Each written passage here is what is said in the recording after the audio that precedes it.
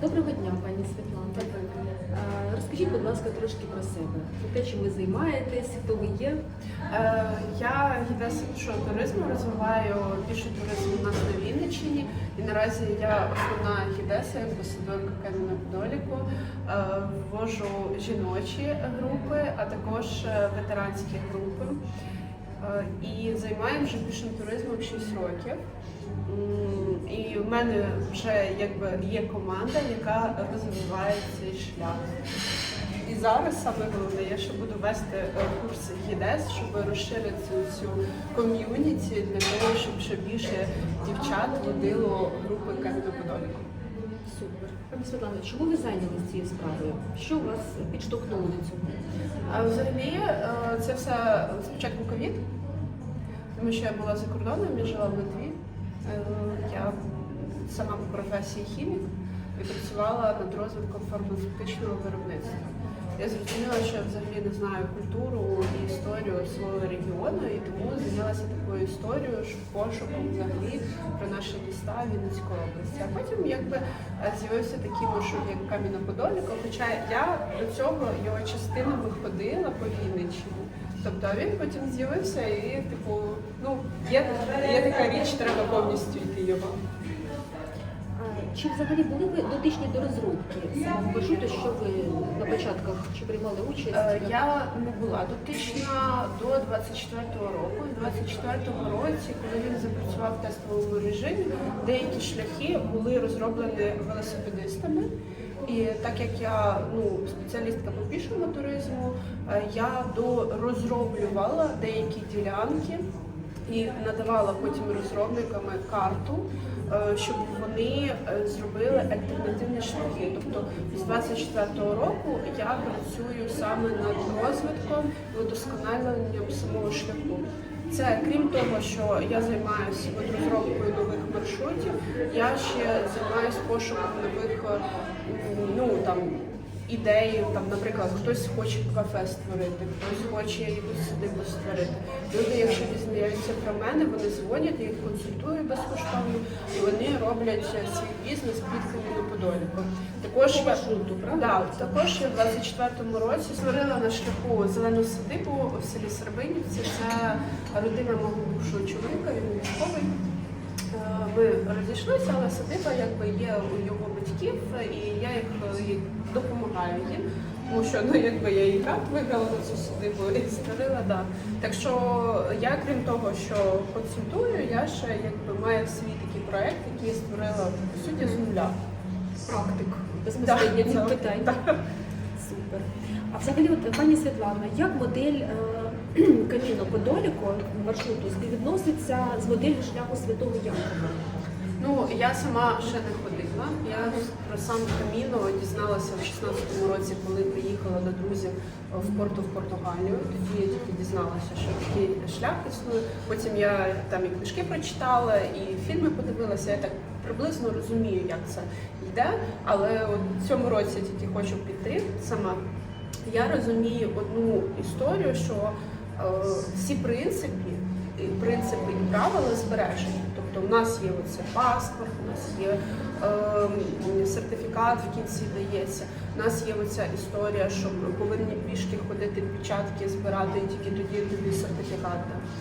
У нас не настільки розвинутий шлях, як розвинутий він в Європі. Тому що почали цю розробку в 2019 році. Тестовий режим перший запустили, просто перші групи, 21-го осінь. І з 22-го весни хотіли вже запускати постійні групи. Ви ж розумієте, чого не запустили з весни 22-го. І, в принципі, ми тільки, по суті, на сьогоднішній день, як ми сьогодні в Костелі дізналися, 18 числа пішов перший перелік. На сьогоднішній день працюється шлях 2 роки. У іспанців, португальців, французів цей шлях існує.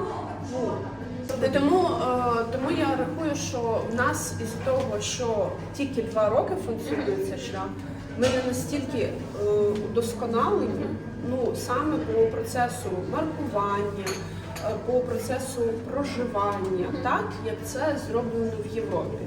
От ми навіть дивилися в тому році, нас литовці запрошували. Ми приїжджали в Литву, дивилися, як там в них, ну взагалі про Каміно я ж теж дізнавалася і в Литві. І якраз я бачила це маркування. У нас навіть у цей момент ми робимо, де знаходимо кошти, самі ходимо, самі стрілки малюємо. Тобто ми це самі робимо як гіди на шляху. Тобто от є нюанси, які нам ще треба розвивати і йти далі. Пані Світлано, от, а які особливості функціонування оператора маршруту? Саме юридичні, адміністративні, бізнесові? Як це все відбувається? Можете трошки поділитися? Це ви маєте на увазі, як взагалі функціонує департамент, чи функціонує я, як гідеса? От я це не зрозуміла. Ну, наприклад, як і департамент, і ви як гідеса? Дивіться, співпраця? Ми співпрацюємо, у нас особисто ще не підписаний меморандум, не завжди кажуть, коли ми вже підпишемо з тобою особисто меморандум. Ми підтримуємо один одного, ми комунікуємо постійно з департаментом. У нас ця співпраця почалася ще з 24-го року, коли я в перший похід пішла. Я ж не просто пішла в перший похід, тобто директор департаменту на той час Олександр Вишелені просто був на зв'язку і комунікував, там, якщо я не знаходила якусь садибу, він зв'язувався. Тобто в нас робота вже почалась з першого нового ходу, а зараз ми робимо проекти разом, тобто вони мене підтримують по частині адміністративні, там якщо будуть якісь питання з адміністрацією громад, то всі питання вони вирішують, в принципі. Да, я можу також вирішити, але такі більш адміністративні питання вони вирішують. Пошуком туристів, звичайно, займаюся тільки я. Тобто маркетинг стосовно моїх груп тільки я займаюся. Вони можуть розмістити в себе на сторінці цю інформацію, що набирається група. Але з-за того, що в мене дуже такий сильний зараз маркетинг, я зробила свій бренд обличчя. Тобто навіть вчора пітчинг я проводила, люди журі, вони сказали, ми знаємо вас, ми вас бачили. Ми хотіли пройти з вами шлях, і з цього впізнаваність самого бренду вже існує. Особистий бренд. Да, особисто Світланіда, усюди, в всіх соцмережах є цей бренд. І тому з ними ми в партнерстві працюємо. Вони можуть, зараз буде форум туристичний, вони його організовують. Ми, наприклад, литовці запросили, вони мені сказали, в тебе є така можливість поїхати від нас до литовців?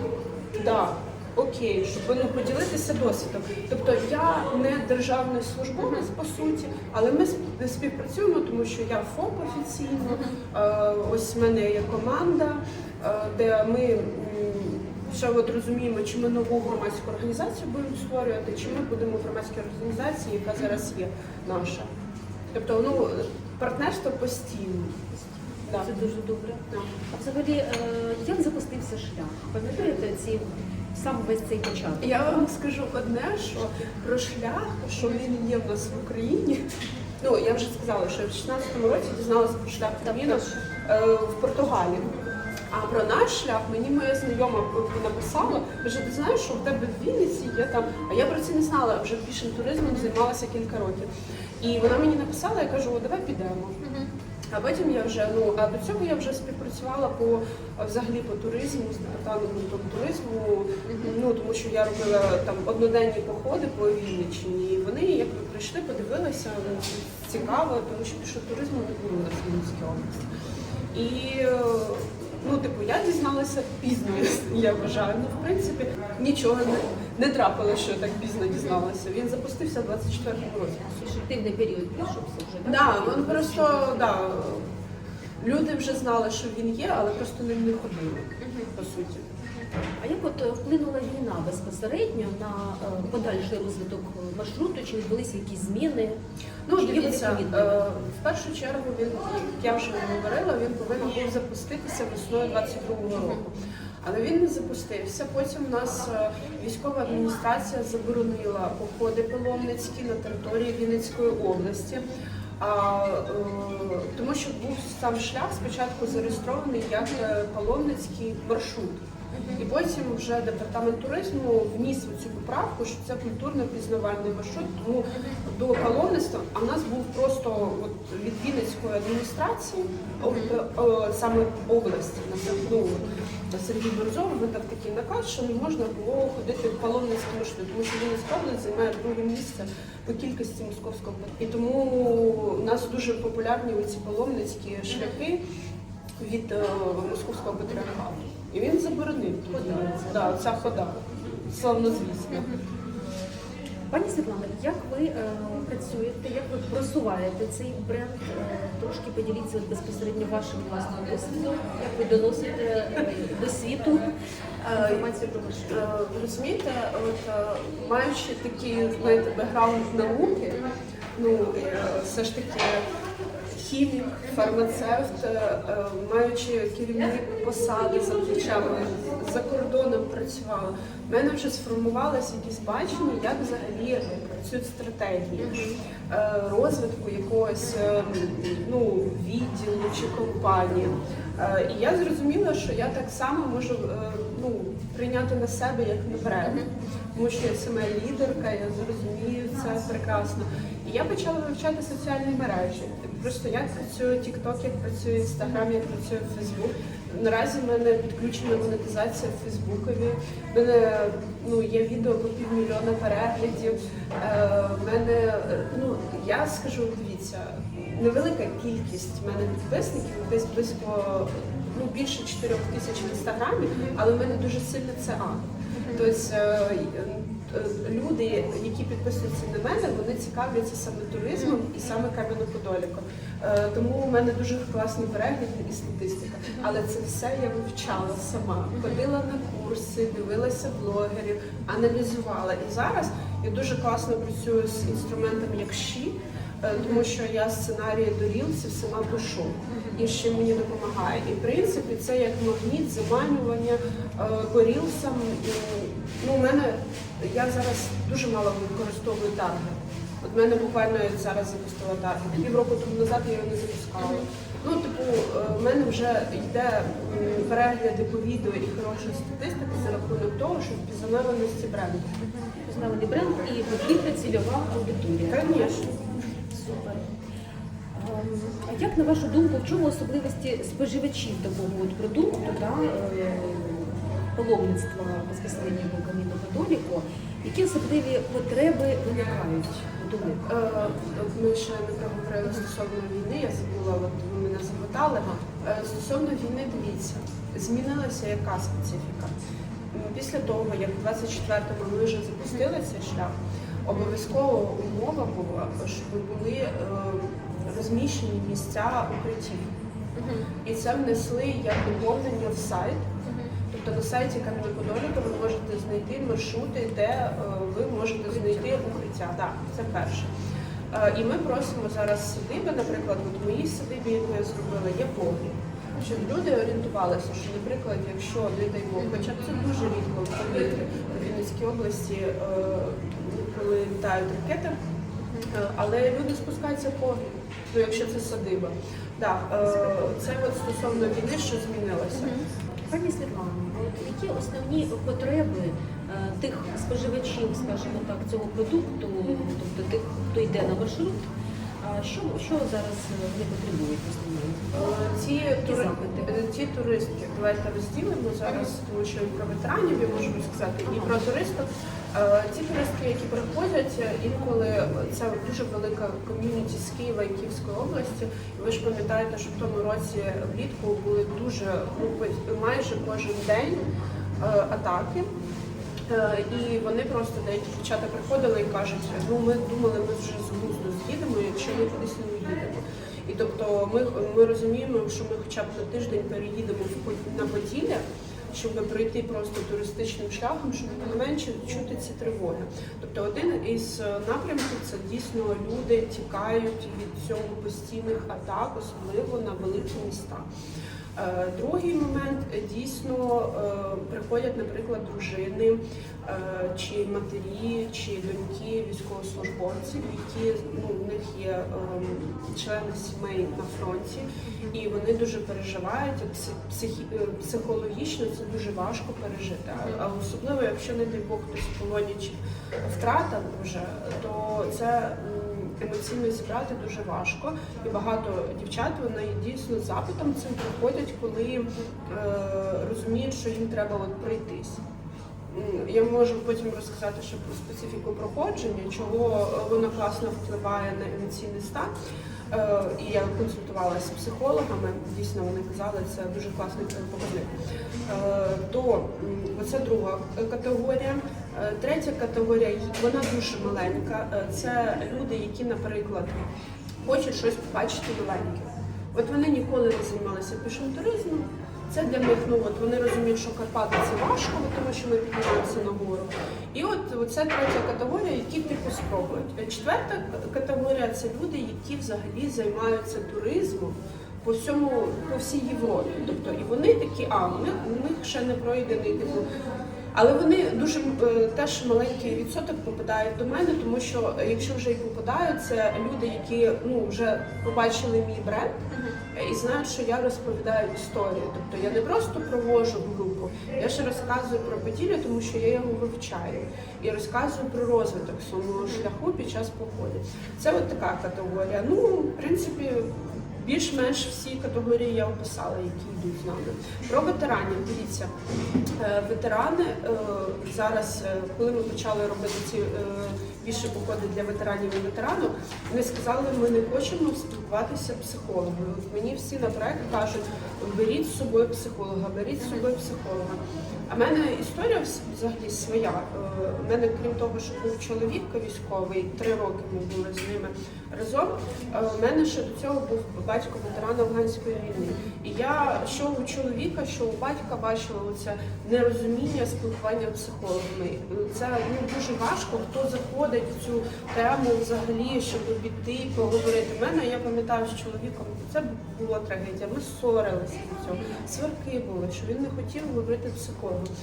Це кожному своє. Тому зараз ми просто дивимося, що коли ветерани до нас приходять, вони, психолога нема, клас. Є побратими, з побратимами говоримо. У мене навіть є такі військові ветерани, які вже різні методи психології побачили, там ікігай вони спробували. Да? Вони, підходять до цього, знаєте, так, то послухав, цього послухав і може свій досвід перенести іншому ветерану. І, ділитися. А ветеран потім сам вирішить, чи захоче він йти, чи... Тобто не нав'язлива така історія. І ветерани приходять, їм дуже подобається це ком'юніті ветеранське, коли вони йдуть.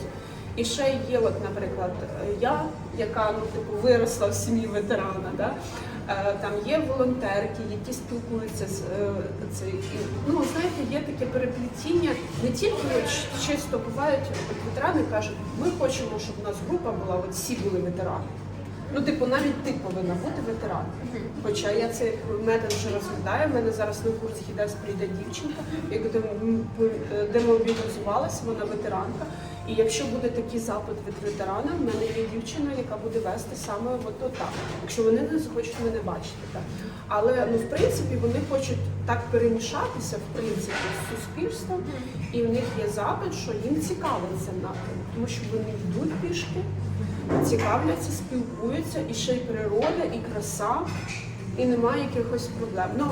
От з цієї точки зору я вам розкажу, що в мене батько свій час, поки не сильно його не підсадили нейролептики, в мене у батька ПТСР переросло маніакальну шизофренію.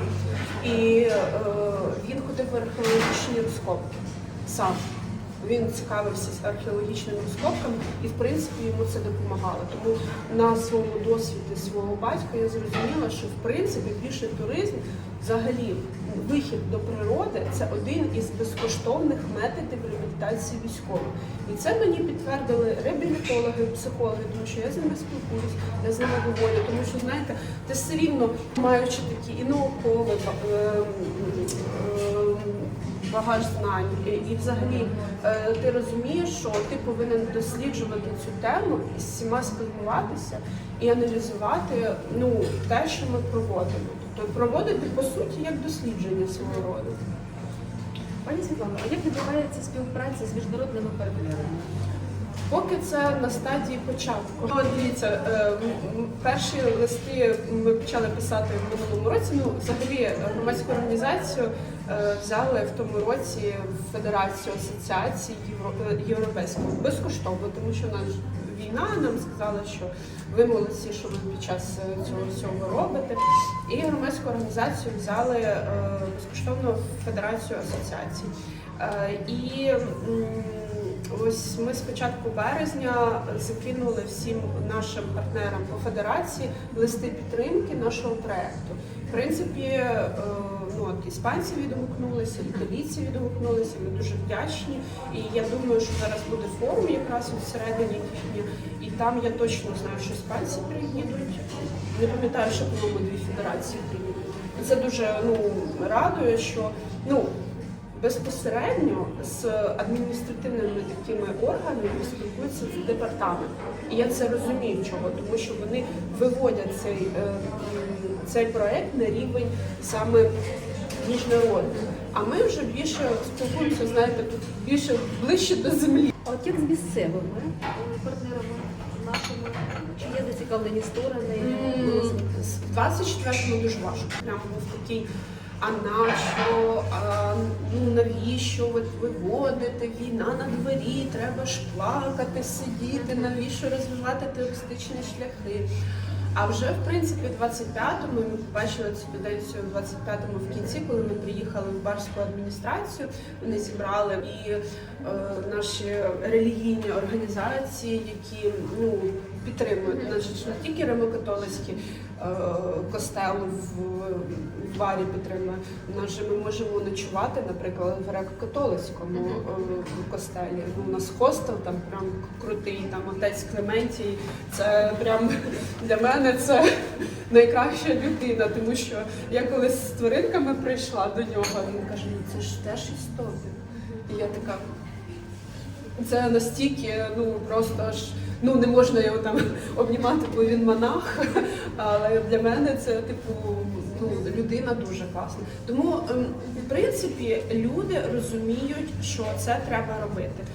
Дивіться, в цій ситуації, на прикладі своєї свекрухи, я розкажу історію. Вона дуже довгий час страдала, що син пішов добровольцем на війну. Вона і плакала, і ридала.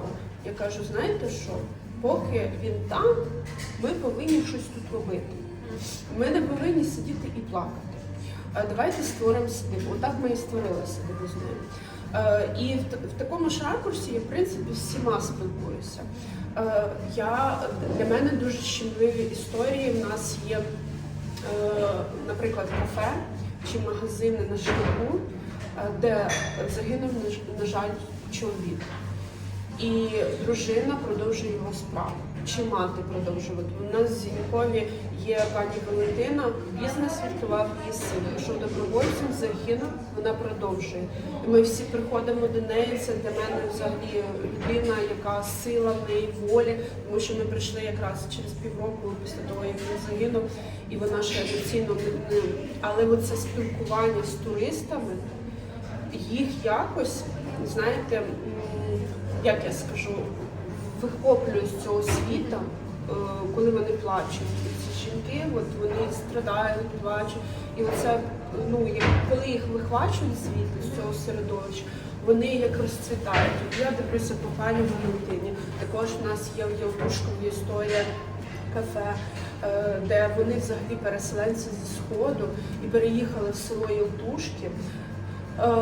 Вона виграла грант, на жаль, вже після того, як він загинув. І в неї кафе найкраще у Явтушкові в селі, я вважаю. Там можна поснідати, ми туди приходимо. І коли буде мій проєкт цей ветеранський, ми будемо їздити саме і показувати, що підсилювати промоційно самі ці точки, які пов'язані саме з ветеранами. Тому то, що було в 24-му, зараз це набагато краще, набагато. І в першу чергу це із-за того, що ми працюємо з цими точками. У мене ж немає такого, що я прийшла, ушла, на когось образила. Самі ми говоримо, ми спілкуємося. Так само і департамент інколи дзвонить по телефону і каже, а чого така ситуація сталася, що вам не сподобалось, що вийшло не так. Різні бувають ситуації, ви ж розумієте, що різні є туристи. Хтось може напитися, хтось може неправильно щось сказати людині. По-різному буває, але ми намагаємося якось згладити ці ситуації різні. Тобто співпраця область, місто, громада, вона є, так? Я б не сказала, що від адміністрації області є якась є співпраця. Я до сих пір з ними не співпрацюю. Департамент, можливо, співпрацює. Я не співпрацюю, хоча я виходила на контакт з ними. Вони пишуть усюди наші звіти. Я працюю з департаментом Вінницької міської ради. Звіти, а я не працюю з Вінницькою облрадою. Тобто я врахую, що це великий їхній недолік, тому що ми розвиваємо, по суті, область, а не місто. Вінницька міська рада могла би, закінчилася, ти вийшла з Вінниці, все, це закінчилась твоя робота. Це ні, ми працюємо, вони дзвонять в інші адміністрації громад. А по суті це повинні робити Вінницька обласна адміністрація, до цього не робить. Я говорю так, як воно є. Дякую, пані Світлано. А от який вплив, на вашу думку, має Кам'яно-Подоліку на розвиток сфери гостинності загалом? Дозвілля, послуги в регіоні? Чи відчувається цей вплив зараз уже під час війни? Дивіться, я коли почала займатися взагалі туризмом, я почала знайомитися з різними людьми, які розвивають туризм у нас в Україні. Один із тих прикладів це Роман Олексійович Маленков. Із цього я вступила в Україну інкогніто. Коли з ним познайомилася, у нас був один проєкт, ми розчищали кладовище Вінницької області. І він колись мені сказав таку фразу, яка мене дуже... я, в принципі, пішла в то, що треба робити – розвивати туризм Вінницької області. Він сказав, Сумська і Вінницька область займає останні місця по туризму. Ви повинні щось з цим робити. І виходить так, що розвивають туризм в Вінницькій області активісти, люди, які там, переселенці, тобто не адміністрація, по суті. І виходить так, що гостинність зросла.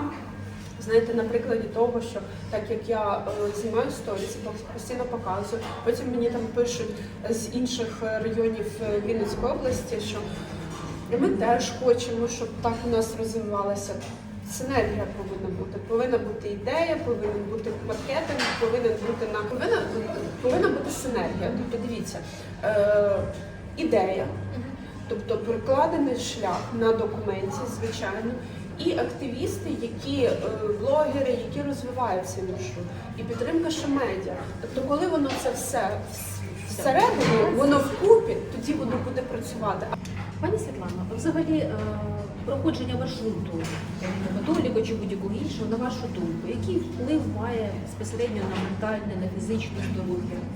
Я вважаю, що дуже великий вплив. По-перше, я на своєму прикладі це бачу, тому що коли в 24-25 році в мене чоловік був в гарячих точках, і мені дуже важко було емоційно. Я просто стримувалася, ходила в піші походи, мені легше ставало, дійсно. І також багато прикладів з того, скільки в мене було дівчат. В мене були ветеранки. В мене була ветеранка, яка тільки демобілізувалася, в неї було поранення. Вона пройшла операцію, вона прийшла, як вона каже, це приклад того, що до шляху, вона каже, в мене як сумбур був в голові. А я це відчуття знаю, тому що мені батько це розказував, що сумбур в голові. Ти не знаєш, що далі робити, куди далі йти, наче якась точка поставлена і все. І, вона каже, після шляху я зрозуміла, в чому мені треба працювати, куди мені далі рухатися. Це один із прикладів того, дійсно, як більше туризм повертає людей в реальність суспільства. Також те, що люди, знаєте, ми коли йдемо по природі, Ми ж стараємося заходити, у нас дуже гарна природа на Поділлі, тобто у нас різні ліси, потім річки, у нас дуже водні ресурси, оці одні з найкращих взагалі в Україні, тому що великі річки і багато приток річок. І коли ти йдеш повз річки, ти бачиш велику кількість птахів, ти дихаєш тим повітрям і дійсно ти насичуєшся цим киснем, і ти розумієш, що, що знаєте, як такий заряд нових вітамінів і заряд нового такого позитиву дійсно. Тому я рахую, що взагалі шлях дуже позитивно впливає. У мене ще жодного прикладу не було, щоб людина вийшла після походу і сказала: мені не сподобалось. Мені не сподобалась природа, хоча от буквально недавно в мене Reels дуже залетів в інстаграмі, і тільки один коментар дівчинка написала: мені не сподобалось, мені здається, із-за того, що вона неправильно йшла. В плані тому, що вона йшла по асфальтній дорозі, і вона якось не побачила тої краси взагалі Поділля. Я більше склонна на те, щоб ми йшли ґрунтовими дорогами, лісовими, щоб ми дійсно цю красу бачили і насолоджувалися. Очі насолоджуються, ноги не болять. Ви ж знаєте оцей ефект? Ніколи не чули про ефект, що чому класно ходити пішки. Розслабляється мозок, тому що починає боліти, це мені вже реабілітологи це пояснює. Тобто розслабляється мозок від думок дурних, починають боліти ноги. Щоб не боліли ноги, і ми забували за те, що оцей ефект у нас боління ніг. Я всім кажу, що ви коли йдете і ви вже відчуваєте, що вам дуже важко, беріть одну людину з собою, і в цей момент ви йдете, спілкуєтесь, і вас ви не то, що перестають боліти ноги, вони продовжують боліти ноги. Просто ви вже не пам'ятаєте, що вони вас болять. І взагалі я завжди раджу, якщо у вас великий кілометраж, наприклад, ви хочете пройти 40 кілометрів. Одному це дуже важко. Це повинна бути натренована така людина, як я, наприклад. Да? А якщо ви це ніколи не робили, і тут ви вирішили собі, чого ви в Європі дуже популярно, коли ти йдеш пішки і ти розумієш, що дуже велика дистанція, ти когось знаходиш, ти йдеш і спілкуєшся, тобі легше проходити. Це вже доказано цим методом, що ти коли спілкуєшся, ти забуваєш про відчуття болі в суглобах, і ти просто спілкуєшся, і тоді тобі легше йти далі. Тобто в комунікації легше проходити і проживати цей маршрут, правильно? Дуже цікаво. Взагалі, які плани з розвитку маршруту? Чи можете трішки поділитися ваші, можливо, ще якісь десь чули? Дивіться, це не секрет, що шлях буде продовжений з Кам'янця до Львова, щоб з'єднати з європейською частиною. І ми, як ті люди, які почали це все і розвиваємо його, ми будемо вже як спеціалістами для розвитку на інших ділянках. Ми не будемо це прямо сіли, розробили, ні. Це будуть там спеціалісти, а ми будемо їх доповнювати, консультувати, проводити якісь тестові групи, тому що в мене вже є група людей, які хочуть проходити тестові ділянки. Тобто в такому ракурсі ми будемо працювати, і ми дійсно будемо працювати.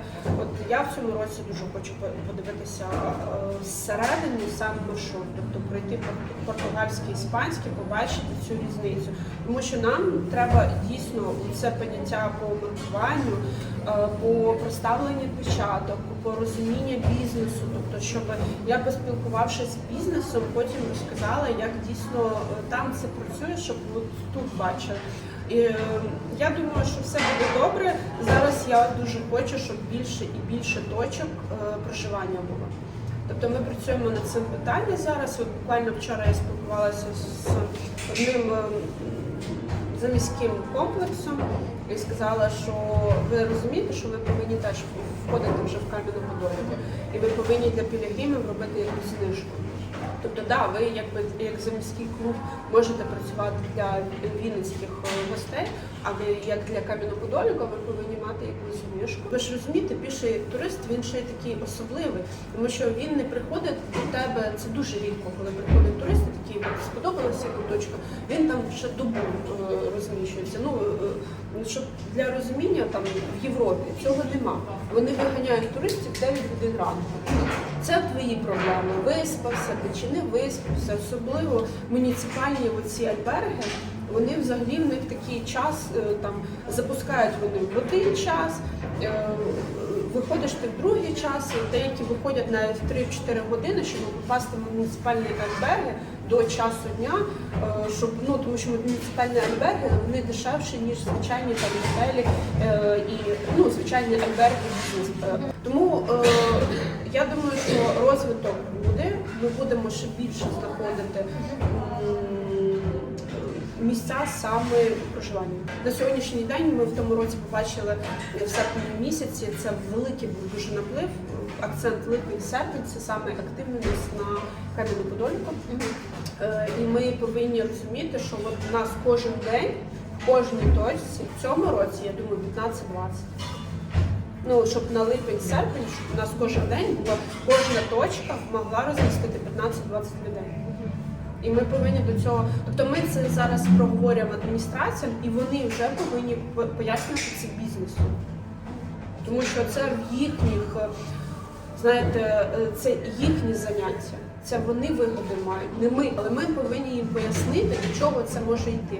А ми бачимо цей зріст взагалі Кам'яному-Подоліку, як він пішов. І ми дуже вдячні за те, що багато блогерів просто освіщаються, освітлюють.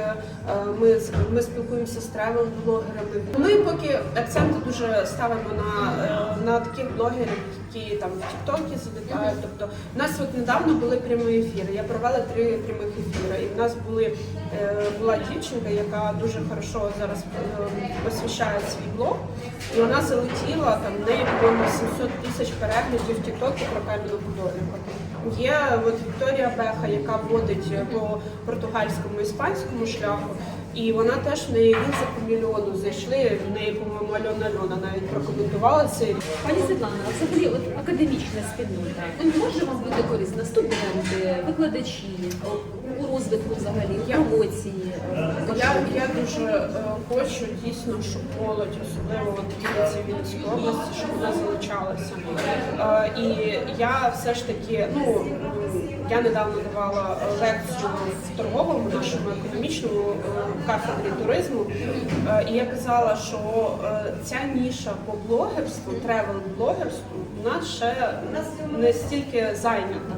Да, я роблю свій контент по туризму, але, ну, типу, вони можуть теж зайняти цю нішу. І вони, як молодь, можуть це розвивати. Стосовно академічної, дійсно мені це цікаво, тому що так як ми зараз працюємо, будемо працювати і запускати кучу проєктів по ветеранській політиці, то нам цікаві самі ці дослідження, тому що, як я розумію, європейцям буде цікаві ці аналізи.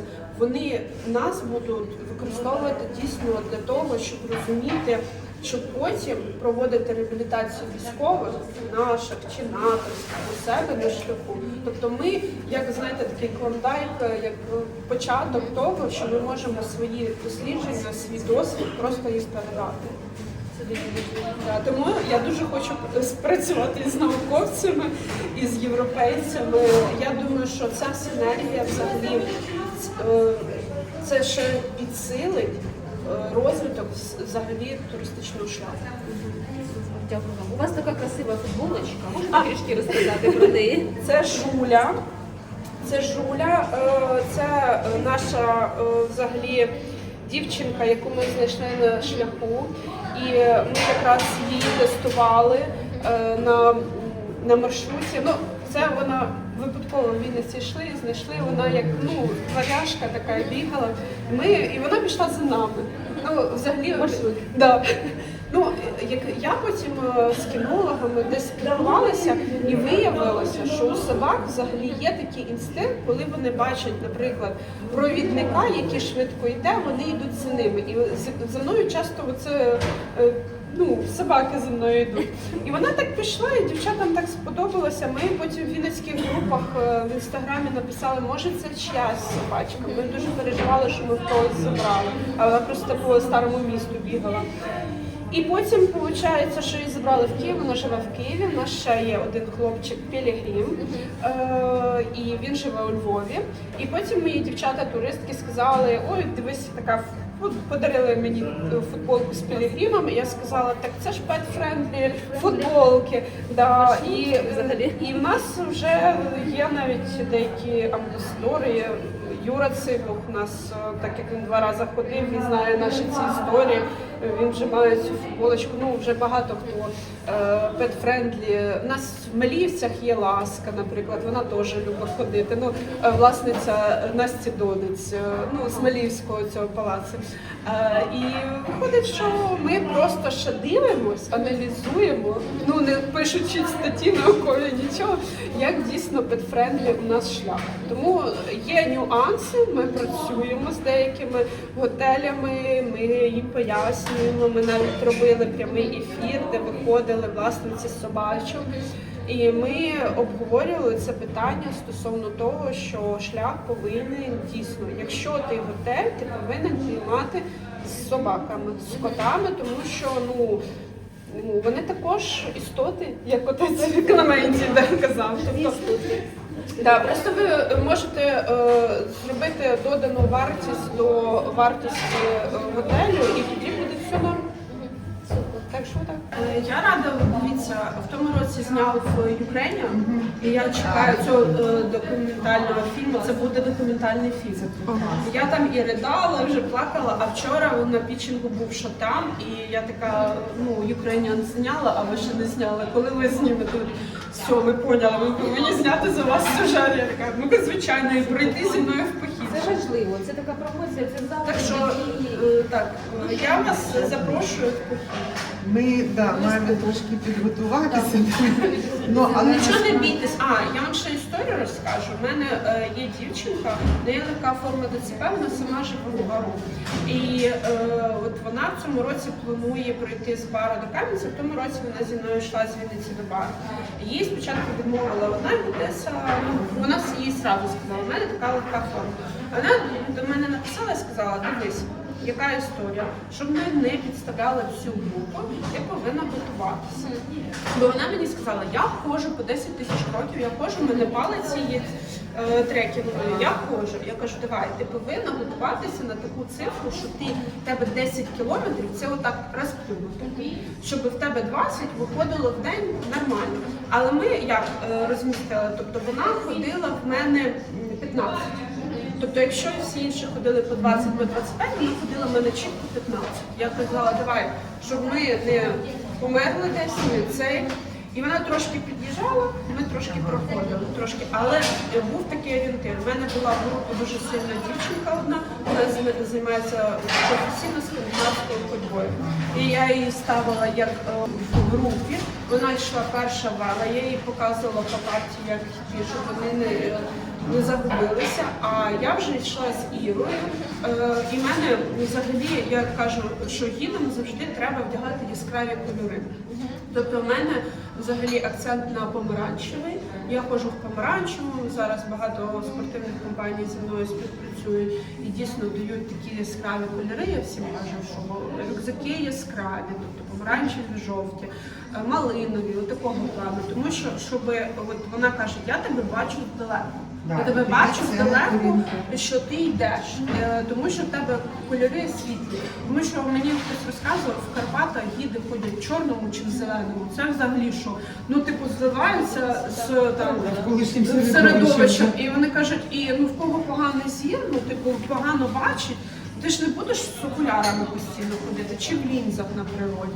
І в тебе орієнтир, помаранчеве п'ятнишко. Помаранчеве п'ятнишко там йде десь. І ти розумієш, але тут же ситуація в тому, що я пояснюю по пішому туризму. Тобто є ділянки, де трошки асфальтована, і це ти йдеш по дорозі. І по правилам пішого туризму ти як головний, ти повинен попереду йти. І якщо машина, ви ж знаєте, в пішому туризмі ти йдеш назустріч до машини. І ти, виходить, повинен бути, як нас прибирають дороги. Ну, да, такі- Помаранчевий, жовтий, тобто оці кольори, які найдалі бачив машина в будь-якому освітленні, там хмарно, не хмарно, дощ, темно. Ти повинен в таких яскравих кольорах йти. І я завжди це кажу і наголошую, що не може гід йти оце в темному кольорі. І все. І нічого не видно. Ну, да, це ж- Да, тому такі нюанси, ну воно ж досвідом приходить. Розумієте, з-за того, що я 6 років в цьому вже варюсь, я в принципі розумію, о, поїхав жовтий. Так. Ага. Ну от його видно за кілометр, що він поїхав. Це правильно. Ну, А от ви згадали про садиби, ну і наскільки взагалі у вас складається співпраця, в тому числі, наприклад, із спілкою сільського зеленого туризму, чи є досвід там, скажімо, що є хтось і бере участь в цій спілці, може щось не розуміє спілка і не встигає. коли ви співпрацюєте з цією спілкою? Да, ну, Скажіть, що я така Гордійчук. ну, Добре, я думаю, тому там- що яка ситуація? Взагалі в нас є на шляху Оксана Бас, яка Да. одна із самих перших. Ну, я її зробила. теж знаю. Да. Але вона знаходиться на такому, знаєте, як скажемо, від бара гачом. Тобто вона не знаходиться Ну, отак ми прямо. дивилися навіть по карті. По карті ви бачили. І ситуація в тому, що в неї до сих пір немає проживання. Я з нею говорю, кажу, коли у вас буде проживання. Ви робите там дуже класну подільську кухню. Да, вона акцент цей робить на подільську кухню. І я кажу, що в нинішніх умовах, ви ж знаєте, зараз, так як ви теоретичною більше частиною займаєтеся, і нам це теоретики говорять, що акцент дійсно йде на споживацьку цю історію в туризмі. Що під час війни люди хочуть спробувати пекти хліб, от як Оксани Бас, журавликів цих печуть. Хочуть спробувати борща, який борщ саме тут розвинутий. Ви розумієте? Тобто і в Оксани дійсно оця культура споживання саме подільського, але в неї переночувати не можна. Тобто ти можеш наїстися, впасти в неї в садку, а переночувати ти не переночуєш. У нас є в село Ільківка Наталя Шибінська, дуже відома юристка. От якщо чули кейс про Бушу, що захотіли її забрати, от юристом в цій програмі і та людина, яка відриває, це от Наталя Шибінська. В неї садиба, зелена садиба Катерина в село Ільківка. От в неї можна переночувати, але в неї мало місць. От я спочатку от я до неї спочатку водила, от коли там 6 людей, я можу до неї привезти. Я в принципі за те, щоб дійсно зелені садиби. От вони ж можуть стати реальним таким партнером. От я свекруху свою, от зелена садиба Лукова, це називається в селі Сердинівці. Я її вчу, що ви повинні готувати ту кухню, яка є всередині цього вашої громади. По-другому ніяк, ви повинні зацікавити людину. Якщо вона приїхала зі Львова, вона настільки вже знає ту кухню різну. Ви повинні їх здивувати. Ви повинні здивувати не піцею. Ви повинні здивувати тими наливками, які ви самі робите, тими стравами, які готують у вас. Прадіди готували. А знаєте, в нас ще такі історії такі бувають. Я коли оце дивлюся всякі, ну, у мене ж цей проект Вінниччина не звідана. Я їжджу по регіону, знімаю вимираючі села і цікавлюсь історією, культурою. І от ти приїжджаєш, от, наприклад, сидиш, розмовляєш там з директором тої школи. Ну, людина освічена, людина знає культуру, історію свого регіону. І запитуєш мене. Ви знаєте, от що турист зараз хоче на смак спробувати ваш регіон. Що ви можете? Ну, у нас як у всіх, як ми кажемо, як у всіх. Дзвонимо, може чули, до Олени Павлової дзвонимо. Це гастрогід взагалі Вінницької області, вона, на жаль, в Швеції. А дзвонимо, кажемо, що там? Вона каже, вареники з коноплею. Ну, це те, чого ніде інакше не знає. І ми сидимо, і директорку кажемо, вареники з коноплею у вас. Так, це мене ж бабушка робить, ми кожної неділі робимо. Ми кажемо, це теж дійсно є момент. і ми кажемо, а чого ви не сказали? Та ми думали, що всі так роблять. З коноплею, вареники. Справа якраз ще й в тому, що да, допомога може бути в тому, що дійсно це доведеться вам нам вишукувати дневник і сказати, що Це це смачно. ви так мало того, ви ці унікальні. Да. Тому що для них вони думають, що це там звично всі саме так і роблять. Там не знаю, той самий борщ, там який можна більше 100 рецептів є, і у кожної господині Романів, взагалі да, свій. різний, да. Але ж ну от і от таке, да, це треба може показувати, і це ота додана вартість. І ти, причому це ще такий момент, знаєте, чого так сталося? Тому що у нас люди, які живуть в селах, вони в принципі не подорожували ніколи, і вони не виїздили. Не мають досвіду. Да, не мають І не досвіду. розуміють, що Чим вони відбувається. унікальні. І дійсно, ти коли приходиш, ти пояснюєш, тому що ну я там багато де була в Європі. Я де в багатьох місцях була по Україні. Я їжджу, я займаюся. Ну спочатку це хобі було туризм, зараз це вже якби мій бізнес. Да. І я пояснюю, що ця унікальність у вас є, і ви на цю унікальність повинні бити.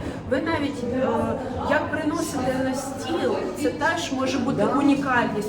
Тому що от коли Ukrainian знімав нас, я привела в садибу, і дійсно отак було розкладено, там якісь поставлені речі, вони знімали, вони кажуть, чимось схоже на Полтавську область. От вони так вже знімають, їздять і кажуть, у вас чимось специфіка от самого цього стиля схожа як на Полтавській області. Тобто, да, це порівняльна характеристика, але все рівно, ну от навіть А чому саме так? От чому хліб от в такому будку, а не в такому? Чи там що якщо- має бути вода, чи вода у нас не часто, але там чи узвар, чи компот, чи щось саме чому таке? Люди над цим не задумуються, тому що це повсякденно. Повсякденність, Да. так. І виходить, що вони навіть хустку зав'язують по Так, якось так. своєму. От вона зав'язує кожен раз, коли я приходжу по своєму хустку. Ну тобто в неї ця її специфіка, але вона характерна саме для цього регіону, тому що це так і бабуся зав'язала так хустку. Ну, да, І вона вони так цього не навчилася. розуміють. І ти пояснюєш, що от свекруха вона зустрічає в вишиванці, зустрічає в хустці, вона пояснює. Ми навіть вам скажу, так в тому році така смішна історія була. Коротше, в мене була група з дівчат, які самі, по-моєму, з Донецька. І вже давним-давно, з 14 року, живуть у Львові. І ну, бабусь вже дідусів нема, тому що на Донеччині, на жаль, це вже все зникло. І вони прийшли в цю садибу з моєї свекрухи. А вона каже, ой, ну я вам там положила, ви поїсте, ми поїмо, і бачимо, а вона побігла на город. А вони вже, ну що, город вже біля садиби. І вона стоїть спорить, а вони такі кажуть, а ми дуже хочемо посапати, а дай нам сапу. І я кажу, це ще один новий, ну, тобто ви ж знаєте, що в мене переселенці, ну як, в мене дівчата, які в Голландії були, вони приїхали і кажуть, ну знаєш, що в Голландії є такий вид туризму, коли ти приїжджаєш, сапаєш, збираєш Живеш на фермі, там, помідори, ці даєш їсти огірки, тваринам. діти, які виросли все життя були в місті, вони не знають, що таке піти зірвати, посапати і так далі. І оці дівчата взяли сапу і на півгодини пішли посапати. Вона ще й ними керувала, ну тому що щоб вони щоб вже не не знищили поламали те, да, що, ці да. помідори. І вони сапали, ми знімали. Для мене це така, ну хтось рвав полуницю. Хтось займався, ну тобто, як це називається туризм? Агротуризм. Саме задіяність участі. Да. І я така, о, ще одна ніша, яка є в нас. І я вам скажу, що це може бути теж ізюминка нашого Кам'яноподолівка, тому що я такого саме от в іспанських, португальських, щоб люди допускали, тому що ви ж знаєте, взагалі у європейців є така історія, що якщо вони займаються цим бізнесом, вони намагаються не займатися іншими рішеннями, а із-за того, що ми все, і помремо на цьому городі, да, і ми ще садибу, і ми ще вам вареників нагодуємо. То в нас це є така унікальність у цього шляху, що ми і тут і накормимо вас, і постіль вам це, і групу затопимо, і ще побіжимо, перекопаємо там пару рядочок. Ну от воно так і є. Ну, так, Да, так що- ну, тобто це теж момент дійсно Да, таких тобто- перспектив. Да, так що це Просто для подивлятися. дослідження один із унікальних таких моментів, які можна розвивати на Кам'яноподолі. І залучати іноземну аудиторію, іноземного туриста до цього процесу. Ну, нам вчора в барі згадували, що є і по сьогодні, ну і нині є приклади, вони поодинокі, ну зрозуміло з яких причин, але ну справа ж в тому, що це теж свій такий тренд. Є пілігрими, які так само для себе встановлюють ці цілі. Французьку частину пройшли, португальську пройшли, іспанську пройшли. Ну, дай Бог, воно якось зміниться і ще й стане відомим ось цей наш шлях. Тому що багато ж зусиль з різних сторін, це не тільки тому, що ми тут десь з'явилися з якимось фрагментом дослідження. Мені здається, що от воно якраз згодом і спрацює на те, що будуть і наші українці, і інші. Тому що це теж такий, знаєте, мені здається, я не знаю, як це назвати, це вже приреченість якась така людей, які йдуть такими шляхами, що в них тоді залишається, що ну, а як це, я там був, а тут ще не був. Тому це може бути. Тим більше, якщо з'єднають з європейськими. Так, дивіться, дійсно є така специфіка, особливо серед моїх туристок, я почала це помічати, які, чого вони прийшли, дивіться, в мене ще такий момент, який я вам не розказала. Деякі туристки приходять до мене, які колись хотіли спробувати іспанський шлях, але боялися, тому що вони жінки, в нас оце ще спрацьовує цей момент гачочок, який не зрозуміли, можливо, я надію, вже європейцям не зрозуміли, коли навіть жінка боїться сама пройти. І вона приходить, чому я і почала оце, я ж пройшла перший раз з дівчатами, своїми подругами, і я взагалі не планувала водити. Але мені просто почали писати дівчата, побачивши мої сторіси, а в мене був просто, щоб ви розуміли, кожен день, чого так зацепило ще тоді. 40 сторіс в день. 40. Я до сих пір не вірю.